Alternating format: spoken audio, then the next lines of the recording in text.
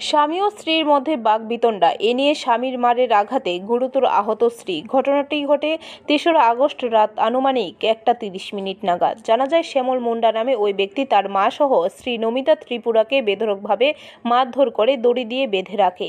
পাশেই নমিতা ত্রিপুরার বাবার বাড়ি। তারা এই ঘটনার খবর পেয়ে তড়িঘড়ি ছুটে যায় ঘটনাস্থলে। পরবর্তী সময়ে নমিতা ত্রিপুরাকে তার বাড়ির লোকজন উদ্ধার করে সাবরুম হাসপাতালে নিয়ে আসে নমিতা ত্রিপুরার পরিবারের লোকজন। তবে এই বিষয়ে শ্যামল মুন্ডা ও তার মায়ের বিরুদ্ধে সাবরুম থানায় একটি লিখিত অভিযোগ দায়ের করে বলেও জানায় নমিতা ত্রিপুরার পরিবার। এসে বলতে এরা স্বামী স্ত্রী বলে পিটাপিটি করছে। এখন দেখি আগে দেখি এই অবস্থা, মায়েরা মাথা মুথা পুরো সব টপ ফুলাই রাখছে আর কি। কী কারণে মারতে মধ্যে কথা কাটাকাটির ভিতরে মানে এই মহিলাটা হয়েছে রুয়া লাগাই আছে আর কি, ধান লাগাই আছে। আইবার পরে বলে বাড়িতে ওই বাচ্চারা লিয়ে প্রবলেম হচ্ছে অল্প আর কি।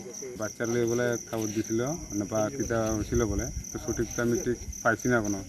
ব্যুরো রিপোর্ট, খবর ত্রিপুরা।